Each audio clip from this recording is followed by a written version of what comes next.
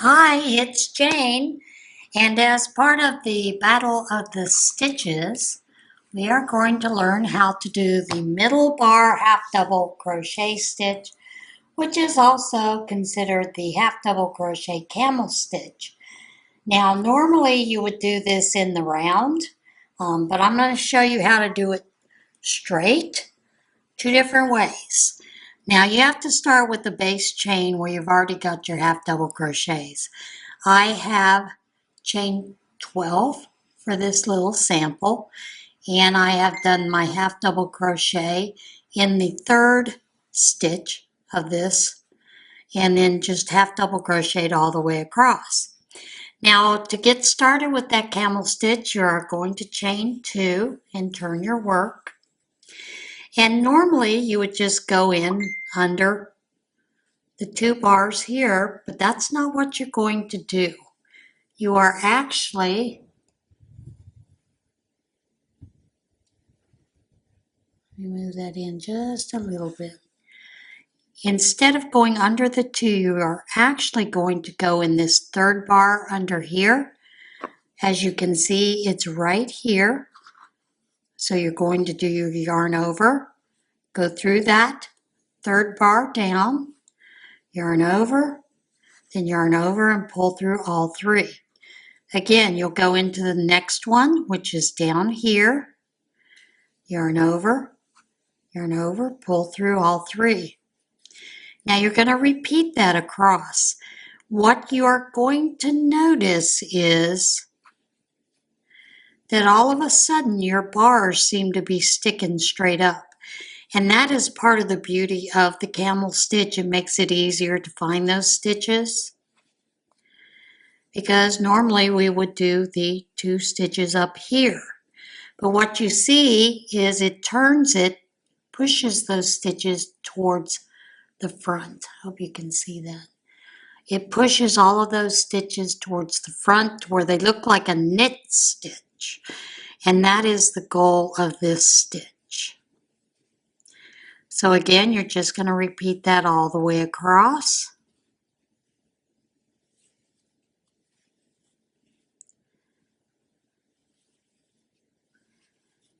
And also into this last stitch here. Now, for a straight piece, you'll chain 2 and turn. Your chain 2 does not count as a stitch. Now, your stitches look knit stitched this way, all the way across. But in order for you to do that to where you're pushing, if you would go ahead and do that third bar here, what's going to happen is it's going to push those stitches this way. It'll push these stitches forward this way. So what you're going to do is you're going to yarn over, and instead of going in to that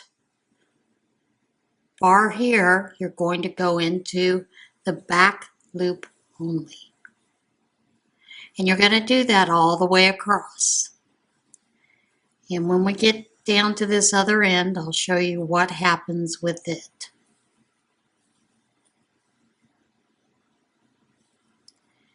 What it does is it creates a fake stitch for you.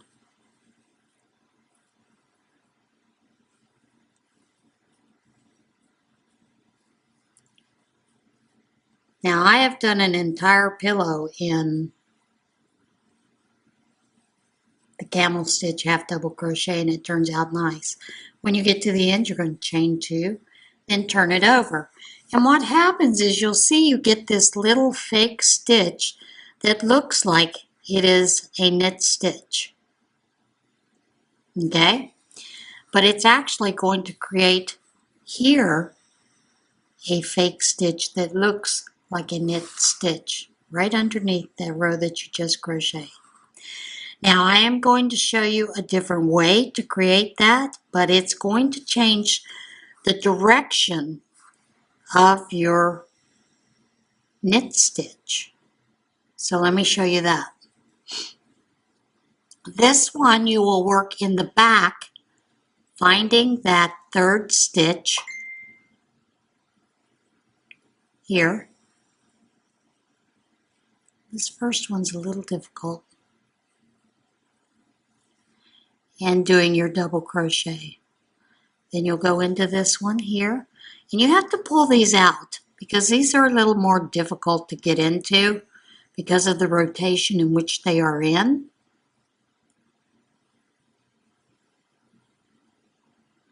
And they sit just under here.